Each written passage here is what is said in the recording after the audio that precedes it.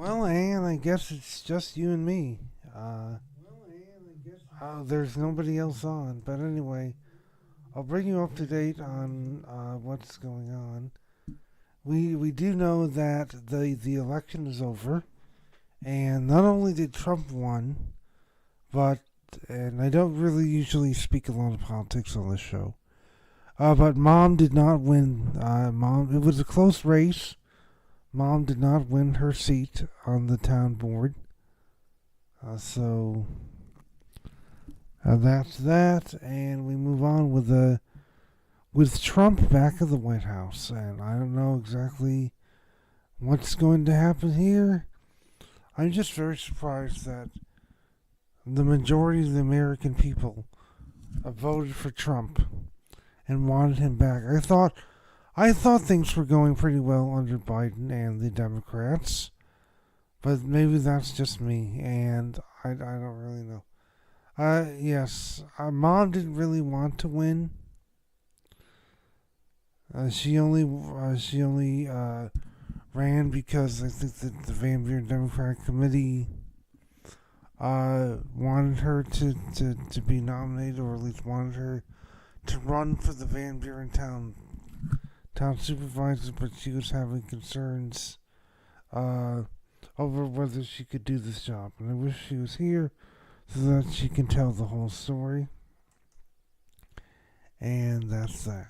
So it was interesting to see her name on the ballot and have her be in the running, but the incumbent Wendy Vanderwater ran, and she was the fave. She won the most votes, so and Mom's happy for her to win. So I can see that we also have Elizabeth on, and Elizabeth is actually taking care of Mom. She just recently had eye surgery, so Elizabeth's here at home taking care of her. So maybe I don't know if Elizabeth's just on or Elizabeth and Mom are on. But I do know that she's here taking care of Mom. So, and we were just talking about how Mom didn't win. Mom didn't win her seat on the board. It looks like okay. It looks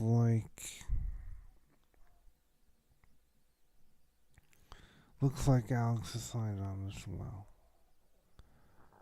Rachel's not here. Anyway, Mom ran. In case you didn't know, Alex, Mom ran for the Van Buren Town Supervisor this year, and unfortunately didn't win. But yes, and how are you doing on your surgery? Yeah, so Mom ran for the Van Buren Town Supervisor, did not win. Oh yes, did not win. It was close though. I think it was the final tally was about 3% or something like that. It was close.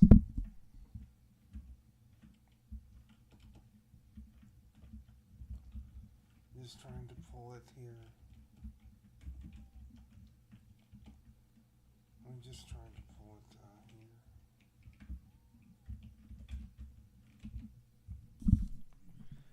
here. Yeah, so it was close.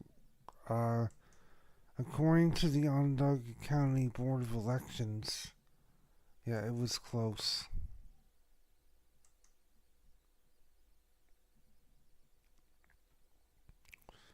I can try. I'm trying to go into the Onondaga County Board of Elections, and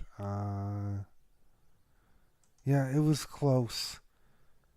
43.79% to 56.13%. So that was about a 13% difference. Uh, yeah, it was about 13% difference to win. But Mom didn't really want to win because she didn't really. Now, please explain this. The Van Buren Democratic Committee wanted your name on the ballot, but you didn't really want to run for the town supervisor or something like that. Please correct me.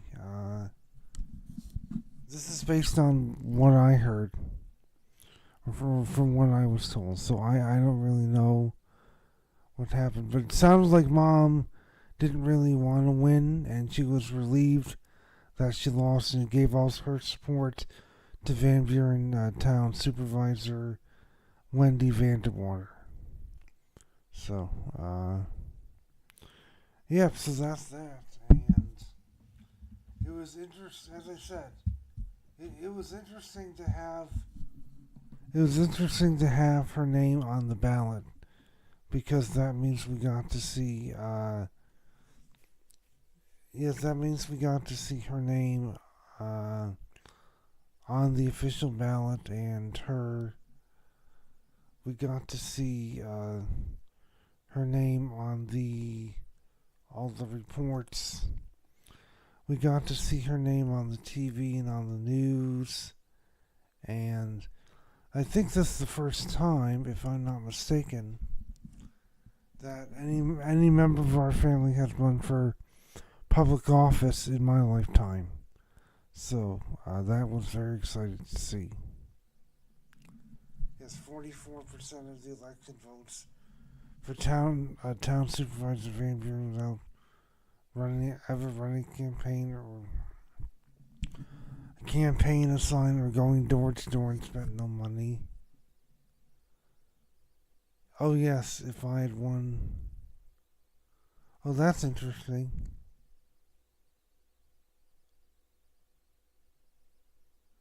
Okay, that's interesting. I didn't know that before. We're gonna take a quick break, and we're gonna come back and talk some more and do whatever. So, and I think we might actually play a game tonight, or at least try to play a game as we get ready to go into Thanksgiving, which is always game time. So, be on the lookout for that. We'll be back with more on the weekend party on Forever Living Radio. On the weekend party on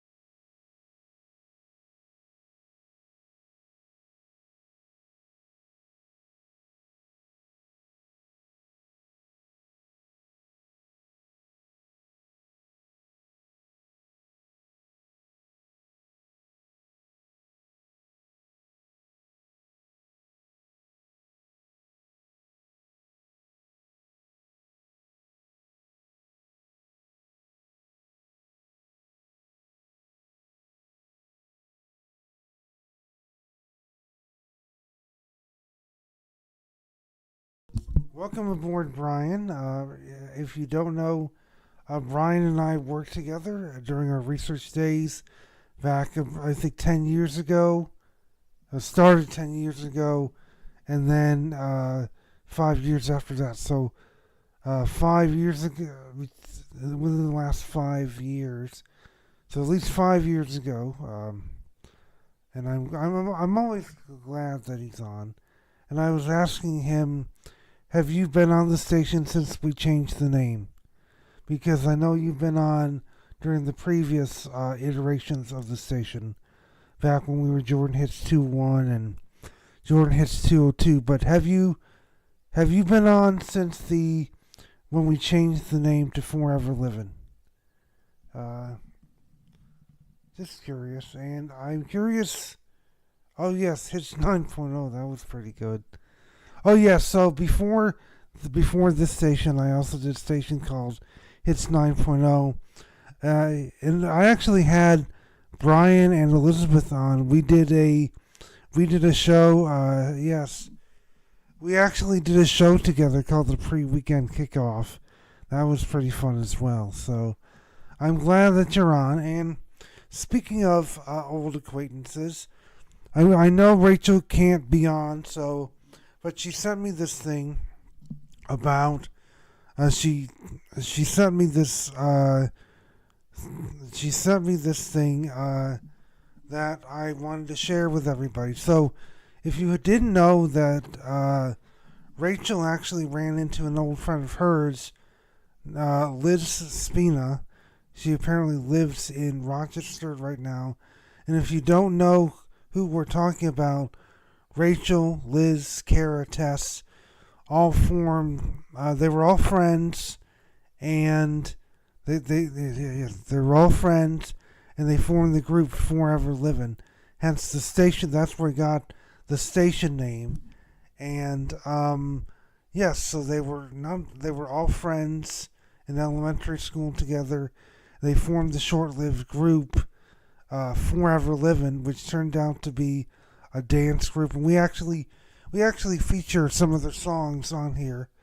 And so Rachel sent me this thing that essentially sums up how they met recently. So according to Rachel, she was running near the canal in Pittsford.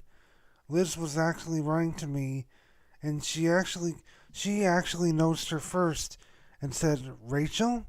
And it took her a minute, but then I realized it was Liz, so we stopped and talked for a while. She said she moved to Rochester 2 years ago and was working at Rochester General Hospital. She said she and her husband currently rent a few blocks from the canal near Marsh Road, so that's near Pittsford. She said they'd like to buy a house there, but soon the market, as is everyone's problem. We talked about a few other things, and that was it. And then, according to this text, they exchanged numbers and said we would try to plan time to get together. So it's quite fitting because Kara Johnson's mom also lives in the Rochester area. So it feels like, according to Rachel, it feels like the band's coming back together almost, and she's getting reacquainted for these people that she spent elementary school with, and they had a very strong bond together. And again, they formed the short-lived group Forever Living, which hence the station name. So I was hoping that one of the original members of Forever Living can get on and at least listen to a show. So maybe, hopefully, Liz will come on and listen in on the show. We will see. I don't really want to speculate, but so more on Brian. What have you been?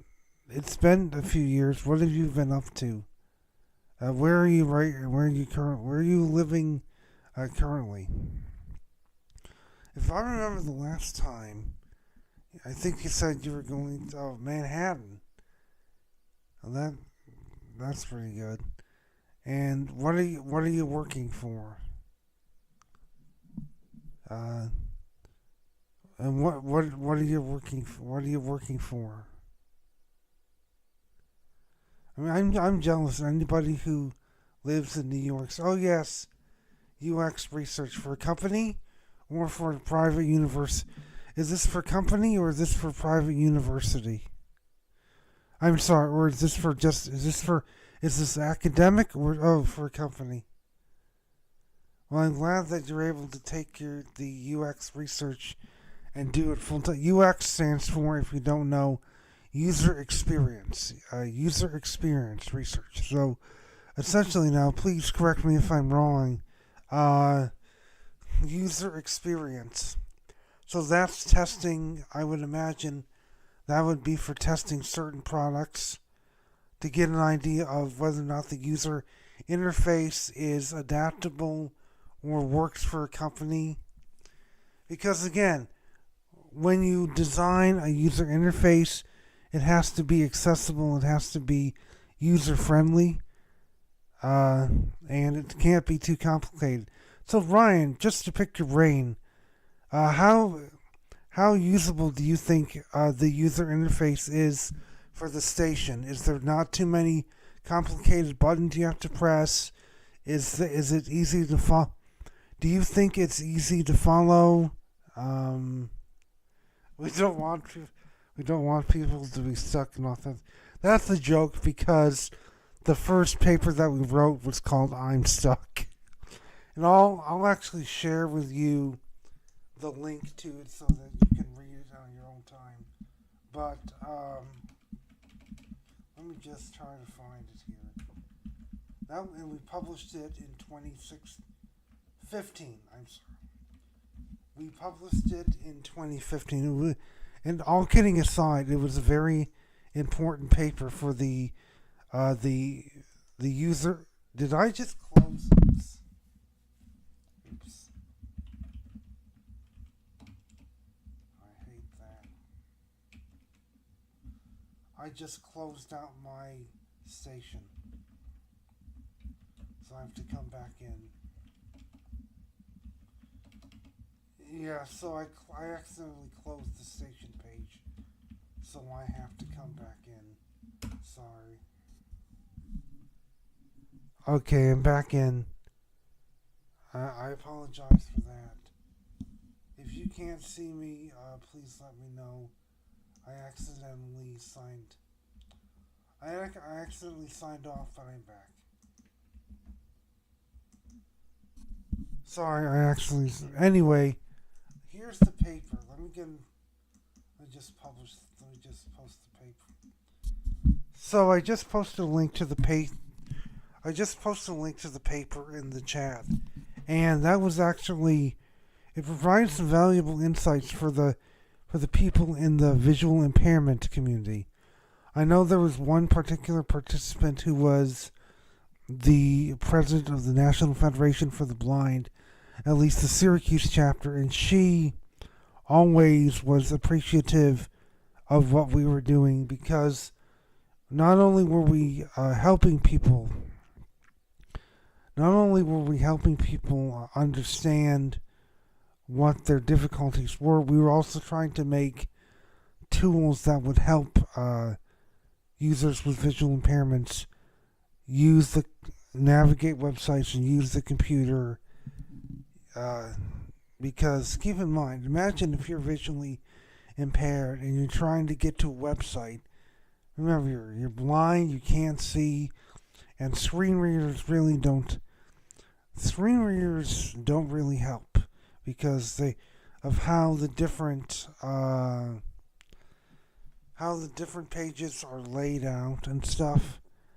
And so we've actually developed some tools that we've helped that are geared to help people with visual impairment. So we're gonna come back, and then I hope you can stay on. We have a game coming up. We have the Bump and the Dump It coming up. So I'm glad that you're on with us and stay tuned. And I think we'll have your favorite song coming up. So stand by and we'll be back with more.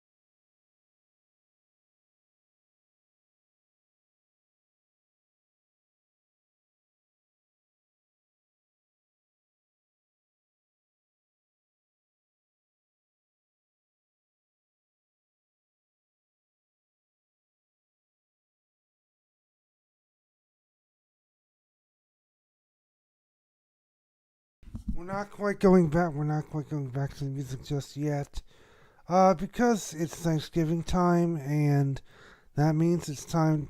Usually, that's time to play a game. When we go over to Rod's parents. Yep. So Rachel and Rod, they always invite.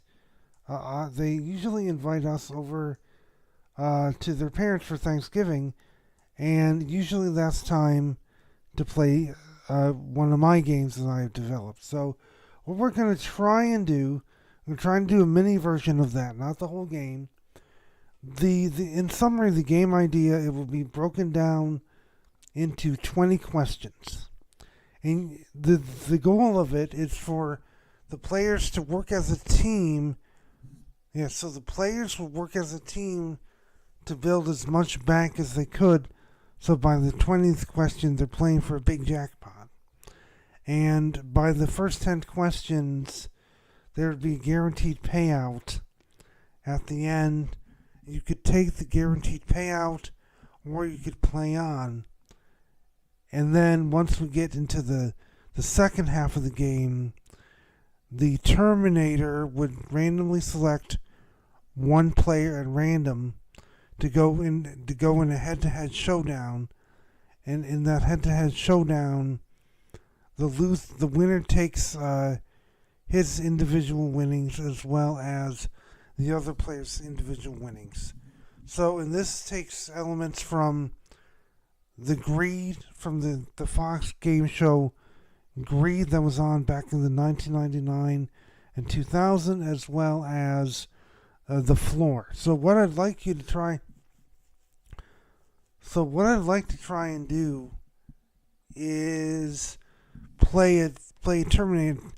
What I'd like to try and do is play a Terminator style question, and you only have 5 seconds to give an answer. So how it's going to work on this show is, let me think a minute.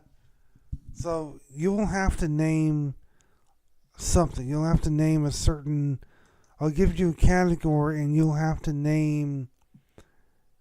A certain type of a flag or whatever. And you have to come up with these answers on your own. This is kind of hard in a show type setting to try to do. Or we could play the trivia questions. I mean, doing these games, we've tried this before, playing games on the show, and some have worked well, and others have not. Let's see. So I'm going to I have an idea. We're going to play a song. I'll give you the question before we play the song, and whoever's the last to put in an answer is eliminated. Whoever puts in an answer first wins the round. So let me try this. Name types. Okay, so I'll put the question. So the question's in the chat, and don't start until I start the next song. And you'll have to put your answers in. Whoever gets the first one. Let me say, whoever's first to ring in will win the round. So we're going to start the song, and we'll see how this goes. Hope everybody can follow what we're doing here, and I'll explain in the chat. So here we go.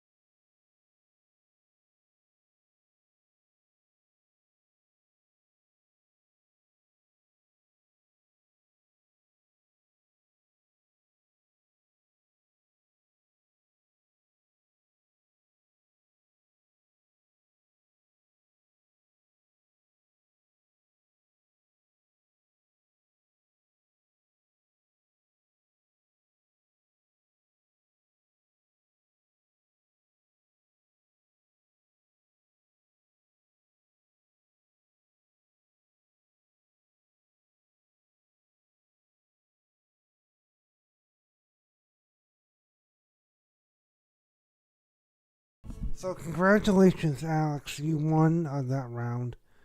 What we would be doing in the actual game, by the way, is you would go back and forth. So it's kind of hard to demonstrate that in a show like this, where we don't have live players in person. But how it would go is we would go back, and the players would go back and forth naming whatever certain things are in the category, and they'd have 5 seconds each to come up with an answer, and the last whoever last player cannot think of an answer in 5 seconds, they are out of the game, and the other player would win. So it's kind of hard to demonstrate that in a show setting like this. But do you understand the concept? And this would only be one aspect of the game. The players would also answer trivia questions and try to reach the top jackpot. So we're gonna try it during Thanksgiving, and we'll see what happens. But this is also borrowed from elements based on the floor. This also borrowed elements from The Floor, a game show on Fox. So it's very uh, it was good that we tried this, and it's going to be a little bit different. I'm really hoping that we can do more game sessions, in-person game sessions, more virtual game sessions where we can play different games, and so maybe we have at least two players volunteer or something, because the game design has been a passion of mine. I really want to try to get back into play testing some of these games, because I have a lot of ideas and I want to try them. And it's a little bit different on the show setting to do that, because we have a limited time, but we have limited time, we have limited players, and we have limited resources. So if anybody's really interested in playing more games, please let me know, and I can try to get I can try to replicate it here on the show, but it's a little bit difficult on the show setting, because we have, as I said, we have different ways of communicating, and we have different. It's a little bit different typing on the chat than it is playing on a screen like on Zoom or something. So we'll try. We'll give it a try in future shows, and we'll see. In the meantime, it's time to play everybody's favorite game, Bump It or Dump It. So, Ryan, if you're unfamiliar with how Bump It or Dump It works, I'm going to play some songs, and if you like it, you bump it. If you don't like it, then you dump it. So, let me just see what we can do. I have some new songs in the system that I've been listening to, and as soon as I can find them. Oh, here we go. So, first up, we have these are, and these I've all heard before, or at least I've heard before during the week. First up, we have Chapel Roan with Pink Pony Club, and get ready to bump it or dump it. Here we go, and I'd love to know what you think of this. Good luck with the voting, and the voting begins now.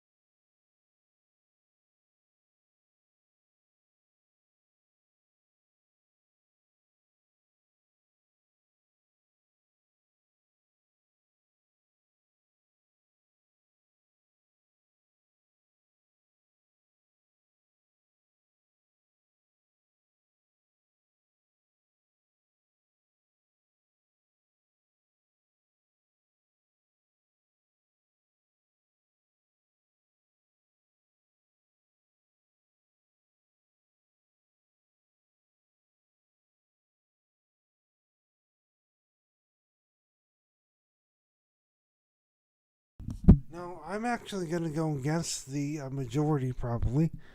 I'm sorry. I would vote if I had a vote. I would give this a dump because it's not one of Justin Timberlake's best work, and in my opinion, it falls flat. So I'm sorry for all you people who voted for Bump. And this game is really just about your opinion. There's no right or wrong answer on this. So unfortunately, I would give this a dump. Uh, that's just my opinion, and that's why. Yeah, I agree with Alex. I agree with Alex on this one because it's not one of Justin Timberlake's best. And keep in mind, Justin Timberlake has put out some pretty good stuff in the past, and I think this is not one of Justin Timberlake's best. So we're gonna move on to the last one. We have Falling in Reverse with All My Life featuring Jelly Roll, and after this we're gonna sign off. So get ready, put your thinking caps back on, and please enjoy Falling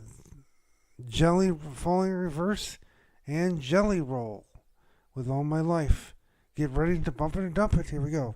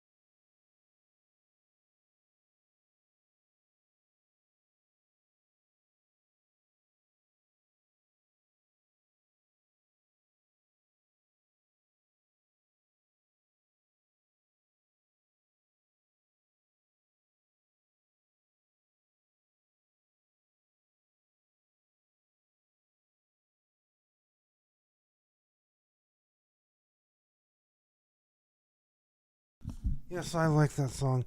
Kind of reminded me of a hard rock version of Taylor Swift's You Need to Calm Down. That's just my opinion. I mean, when I hear that song, I can't help but think of the similarities between that and Taylor Swift's You Need to Calm Down. That's just me. But I thought I would have a week. I thought I would have a week rotation tonight. I mean, a week selection of Bumper and Dumpin' songs. The first one, I'm surprised that got any bumps at all. And the last one I knew would get unanimous bumps. So thank you very much for listening, as always. And for Ryan and for anybody who's new to this, you can suggest, please, you can suggest songs for me to feature on the Bumper and Dump It, and I will consider them and put them in. So let's say, Brian, you had a song that you wanted to hear on the next show, and I would try to put it in.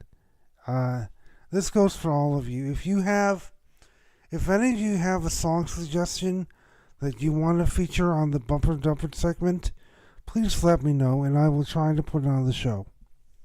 So, this could be old, this could be new. Last week I featured the first ever flashback Bumper and Dump It. So, if you have suggestions, if you have song suggestions, if you have song suggestions that you think would be good for Bumper and Dump It, please let me know, and I will try to put them in for the next show. We're going to close with another one of Brian's favorites, Camila Cabello, Never Be the Same. And so, Mazel Tov, I'm signing off, and everyone stay forever living. Hopefully we'll see you back here next week, and thank you all for listening.